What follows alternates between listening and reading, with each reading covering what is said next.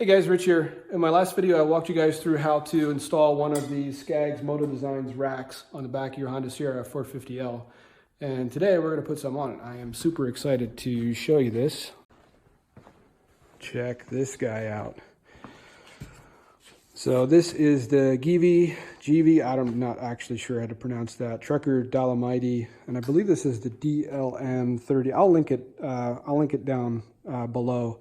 But I wanted a box that was basically large enough to fit a fair amount of stuff without looking just absolutely crazy on the back of the bike.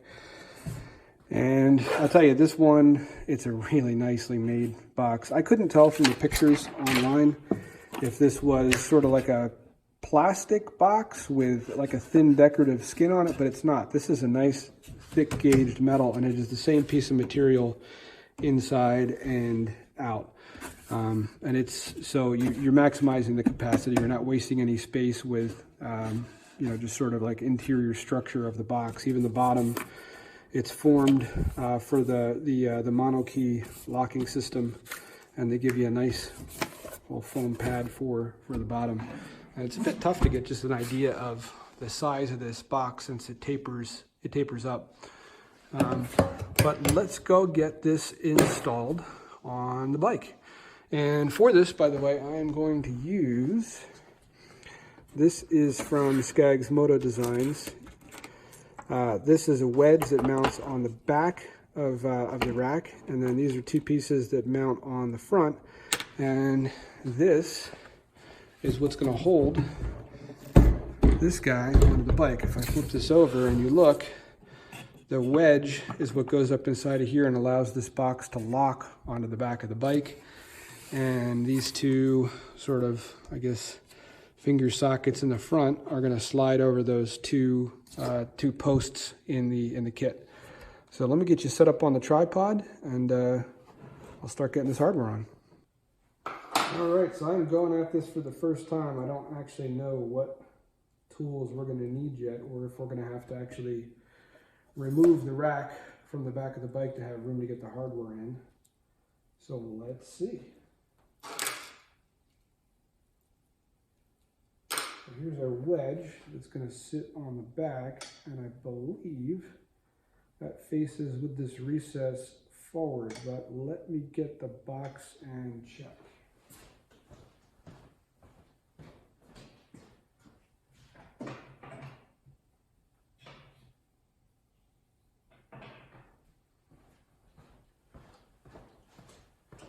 Yeah, that guy definitely, so the recess in this sort of triangular wedge needs to face the front of the bike for it to lock on. I don't know if there's going to be room to get these bolts in, or if we're going to have to loosen up this rack. Yeah, we're going to have to loosen up the rack in the back. All right, not a big deal. So these are, on the Skaggs Moto Designs racks, these are a 5mm hex. You can use either a hex bit on a ratchet, which is what I used when I installed this rack, or if you've got an Allen key or a hex driver. This is one of the Bondus 5mm. I like these a lot. I'll link these down below too. If you're looking for a nice set of hex drivers with a nice handle on them, these are really nice. I don't like this style for the smaller ones. I actually prefer the hex drivers, but for the larger ones,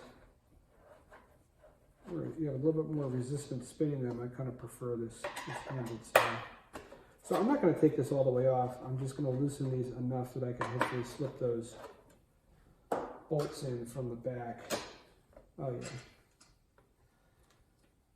Oh, there's a washer that goes on there. Yep.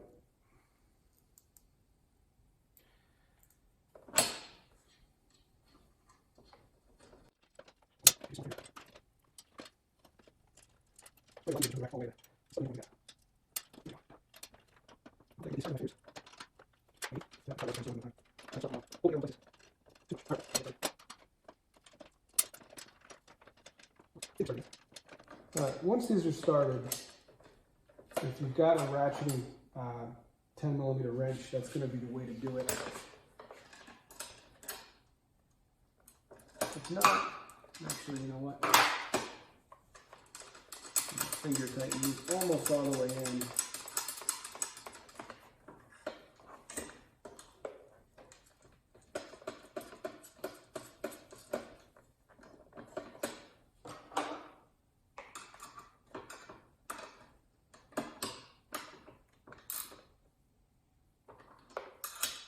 Snug those up.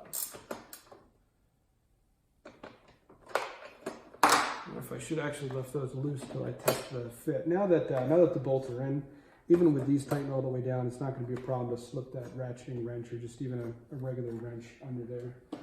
So let me get these tightened back up.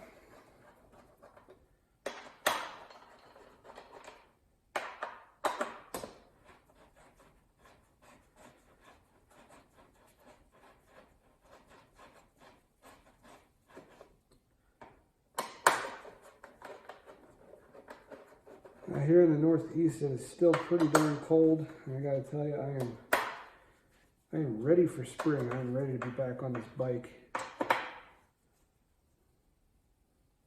I get almost all my exercise outside. I always end up feeling like a big, fat, lazy slob every winter. Can't wait until it warms up. All right, now these front ones, so these are a little bit tricky. You've got an aluminum piece here, and we want the larger part of that. So the larger face at the top, bolt, I mean, is really only one way that fits together.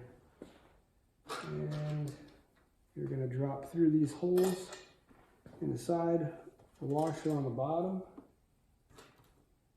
and then nylock nut.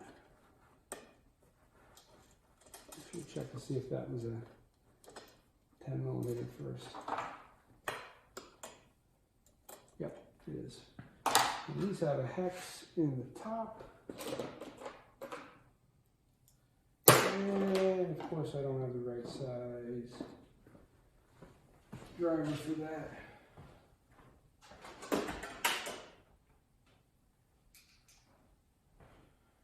That one is a 4mm.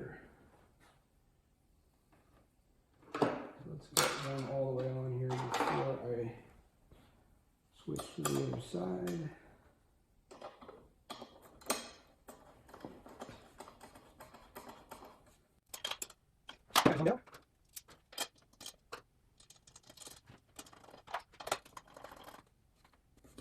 And that is 2 down. I think that's it. We got the box. Now I believe we slide these front ones in. I need to have this unlocked.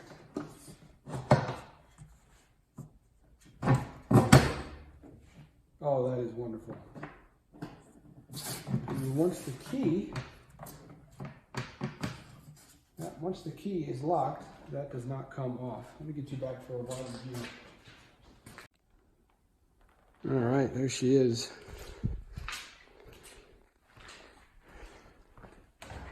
So, I mean, this is the first it's been on the bike, so it's the first I'm seeing it as well, but I feel like that is just the right size for this type of bike.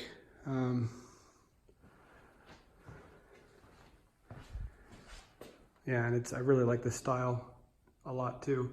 I'm not a fan of the style of the rear boxes that have that swept shape that look like they belong on the back of a motor scooter. I like these ones that are a bit more squared off, but not so squared off that you're gonna hurt yourself on it. And I think this is a nice size as well.